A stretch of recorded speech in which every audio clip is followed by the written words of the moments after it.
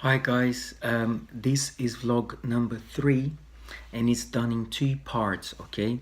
Now I just want to tell you that there is a little bit of noise in the background. They have a construction across the road, and I have checked the video already and it doesn't feel off-putting, okay? It's just in the beginning a little bit and then gets better.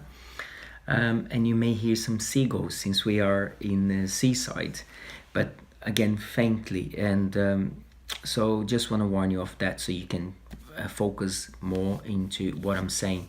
But I'm going to do anyway this one, otherwise we're starting to really mount lots of vlogs and information and I need to get out there. Okay, enjoy. Hello everybody, Poncianinho speaking. Preparing another vlog for you guys. Yesterday a student of mine pointed out that there is no vlog 3. Vlog number 3 is missing. I could swear I prepared vlog number 3, but either I didn't or I didn't count them properly.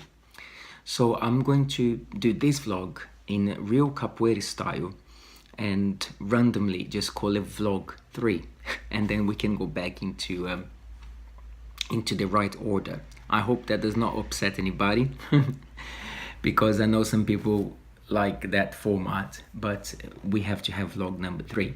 However, because it sort of became the mystery of vlog 3, because it was nowhere to be found, I'm going to use that as a hook for a subject that I wanted. This would be the next vlog, and it's a subject that I've been using more in my classes now. Perhaps I feel more ready to teach this. I feel more prepared to teach this. Excuse me. Not that I didn't before, but perhaps before I felt that I had to mature this more in my understanding before I taught more. So this also may be a 2-part vlog, okay? Because it's going to be too short. 15 minutes too short to talk about that. So I'm going to call this kind of the movements that are I put it here, movements that are difficult to explain or to comprehend, okay, in capoeira. There are movements in capoeira that are, or there are essence of movements in capoeira that are not so easy to explain. Perhaps because they come from a more cultural background of that.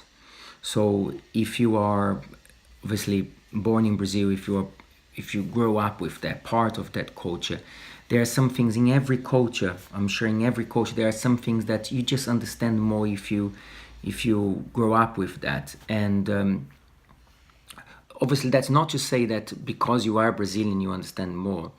I really don't believe in that, because once I have said this many times, I actually said this in a vlog before, if you're not born in a certain place, what makes that bridge is the studying of it, you know. And there are many people outside Brazil way more capable to understand some things in capoeira than people that are born there. Of course, that's true, because you can go there and you can see people that are even capoeiristas born in a culture, but some things are not part of their environment, their culture, they don't get it. However, of course, if you are exposed to some things in a certain way with the language for quite a long time, then it becomes so much part of who you are that that again sometimes even difficult to explain. So I think there's some parts of capoeira I learned very little, very slowly, but for a very long time. So it wasn't okay, so we're gonna have this lesson today and we break it down and blah, blah, and then I go, right, so now I have a method to understand that. It wasn't like that. It was over time. So sometimes they are even difficult to explain now. I find that some things I find myself I'm doing the breaking down part to show my students, because it wasn't done that way for me. some things we just did. It was just part of it. It just happened, you know. But so obviously you can actually understand even more, you can appreciate even more, and the more you understand, you appreciate more, and the more you appreciate, the more you understand, and it goes on.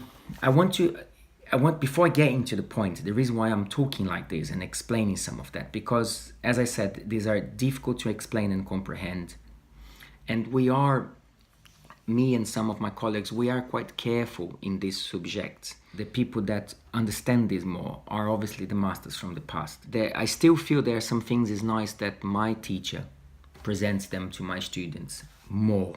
So I work with them, but I want those moments to be quite special.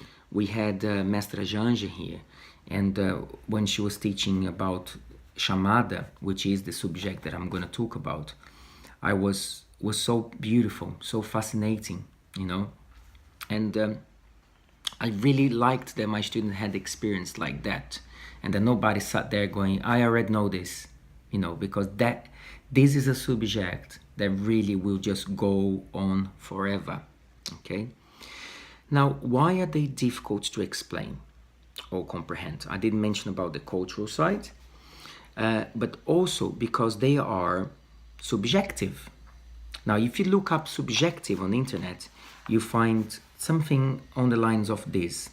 Subjective, it's based on personal feelings, tastes, or opinion. So, of course, let's not talk about lineage yet, but let's talk about that stuff. Taste, personal opinion, you know, things that belongs to artists that are very subjective. So that's why it is very important that someone like myself does not claim to know, to absolutely know, and to put a flag and say, that's what happened, that's where it comes from, okay? I'm just simply too young to tell you that. At the same time, I cannot deny that I have had many years of experience that allowed me to know some things about Chamada, you know, so not like a master, you know, not like these great masters of the past, but I know I've been doing Chamada for quite some time, so I know some things. Now, I don't want to get yet into the mechanics, because this is a vlog, as I told you, this is more about exploring the ideas, giving you some inspirational thoughts and things like that, and I'm not demonstrating here. But I do want to say some things that I find that my students are really enjoying, okay, to learn. First I'm going to say is that I believe you should just start with that, okay? I personally don't believe that you have to have so much experience to apply, to try. It's not like that. I did say that I feel more ready to talk about more now and to teach more, but I was doing Chamada as a child. I was doing Chamada as a teenager. So the first thing is I encourage students to try. I encourage students to not take Chamada in a part of the capoeira that they have to be a master to do a Chamada, or as I said, fully comprehend Chamada to do a Chamada. I don't think that's right. Having said that, take an extra care with it and don't treat just like you're doing any movement, you know, just doing a U or something like that. Not that always not important for me, because every movement have their special place, but just for the sake of this explanation, you're not going to be treated like something that you just throw in a hole, it doesn't matter. Yeah. So because you know there is a something different about this movement that carries a lot of the essence of what capoeira is, and capoeira really is. Especially if you practice styles of capoeira that exercise and practice chamada, okay? Now I think that most of what I'm gonna say are from conversations I had with mestres, okay? And fascinating stuff. So one master in particular told me that chamada is in so many more places in capoeira than we think. because chamada means to call someone, okay? So let's start with that. It means to call someone, to ask them to come towards you. But at the same time, to call them to go somewhere. So it's to come towards you and to go somewhere. And when we play capoeira, there are many things that we are doing that are doing that. So a meia-lua de frente, a tesoura is also calling. A tesoura is calling you to go over or to go underneath. Sometimes a meia-lua de frente is not used as a kick, as a blow. So it's calling you to go somewhere.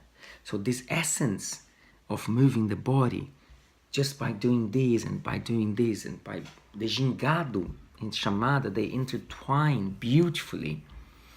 And the essence of those two things, the ginga, the gingado, and the quality of calling the other one, right? So if you think about, let's for now just think about martial arts for a little bit. Think about the idea of as if you're fighting, but you're calling someone to come towards you, and then you ask them to go somewhere. That's why capoeira gets really into a unique place of body language, and that's why we cannot just dressed as a character of martial arts, because it wouldn't fit this kind of thing. So it sounds biased, but that's why we are so unique in what we do. So the first thing I want to talk about is the fact that there's more to your game in relation to chamada that you may think. There's so much more. You're using so much more, or you perhaps should, or you do, but you're not aware. But sometimes by opening an AU and going that way, see, I was talking about AU, but I can do a plain AU that just, it is a movement, or I can do AU that has an essence of calling you. Now, let that fact go into your mind now. I'll repeat again.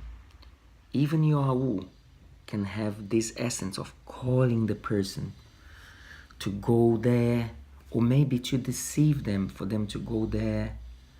So this acting that we have into this wonderful African heritage, the jogo de corpo, as beautifully explained by Mestre Cobra Mansa and Matias Assunção, about this golden thread with these coaches, which is how the body moves from this African and Afro-Brazilian heritage. It carries this. My father tells me some really interesting stories about my town. So that was kind of a vintage time in Guaratinguetá, and he said that because he used to work in a bar, my father used to work in a bar, and you in a bar, you work with people that drink and that kind of stuff, and he said that he saw some fights. People used to, get into arguments and then fight, and he remembers some characters. At that time, they were like the malandros at the time, and he said that was fascinating to watch how these people were not capoeiristas, didn't practice capoeira or anything like that, but they had this way of, before the fight begins, of kind of using gingado and chamada.